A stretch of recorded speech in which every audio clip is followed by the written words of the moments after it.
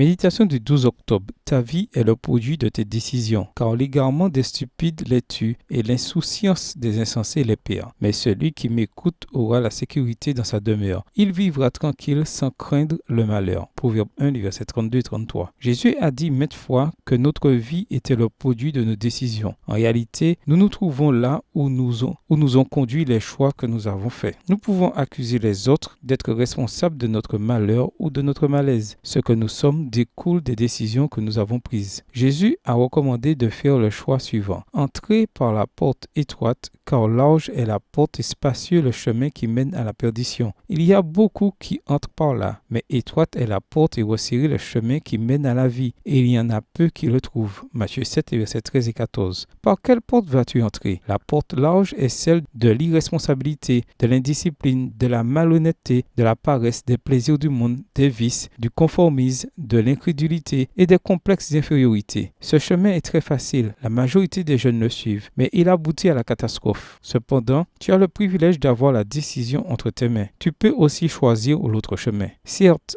la porte étroite exige un effort plus grand, de la discipline, de la responsabilité, de la persévérance et de l'intégrité. Et bien que le succès soit garanti pour ceux qui empruntent ce chemin, très peu le choisissent. Au lieu de cela, ils essaient de trouver des raccourcis faciles qui mettent en péril le succès de leur projet de vie. C'est toi qui décides de ce que tu feras de ta vie. Chacun prend cette décision, consciemment ou inconsciemment. Sache que si tu ne décides pas à le faire, quelqu'un le fera pour toi et tu feras partie de la masse qui obéit au dictat de la société de la consommation. Et ça, c'est une insulte au sacrifice de Jésus qui est mort pour que tu uses et profites de la liberté. Quelle direction vas-tu donner à ta vie? Ta réussite dépend des décisions que tu prends pendant ta jeunesse. N'aie pas peur de choisir le chemin de l'effort et du travail. C'est le plus sûr pour aller loin. Aujourd'hui, remercie Dieu pour la liberté et prends la décision de suivre le chemin étroit en tenant la main de Jésus. À ses côtés, tu relèveras avec succès tous les défis que te réserve la vie. Bonne journée à toi et que le Seigneur te bénisse.